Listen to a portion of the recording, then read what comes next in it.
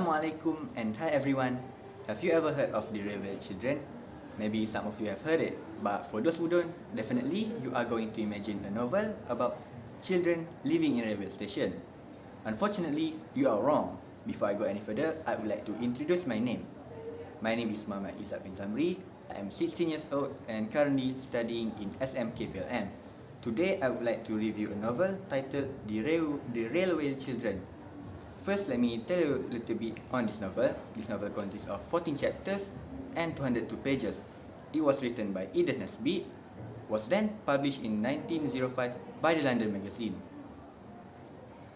This book tells a story about three children facing hardship in their life because of their father being falsely imprisoned.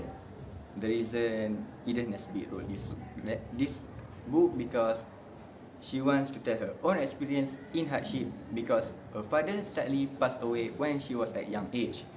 As a vivid reader, I think the cover designs plays an important element for the book marketing. The book feels very historical with the addition of black and white pictures being added in the novel.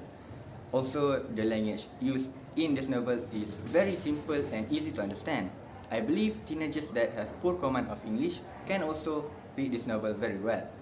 Meanwhile, the structure of the story flows very naturally until you do not know when you are going to end your reading. Moving on, there's a lot of moral values that you can find throughout this novel. I'm going to list out three of those which I think is very impactful to all of us. First is when the children save the train from hitting the landslide. Robbie, the eldest child, even went as far as to tear her own red petticoats to make it as a flag and wave it to alert the train's conductor of the dangers ahead of them. Actually, Robbie is a very shy girl, so seeing her acting very brave is very impressive to me. The way she acted can be used by me if I face any dangerous situation in the future. Secondly, the value of family relationship is really being portrayed by the children. This is when their mother was ill. When the mother was ill, the children took care of the mother and worked together to write a letter to ask for help, like medicines, house needs, and others. Then they took this letter and ran towards railway station and gave it to any passengers aboard. Luckily, the letter was received by a kind old gentleman who was willing enough to give them some help. This act of kindness they portrayed is really touching to me. As a family person, if my family face any problem in the future, I would also like to help them.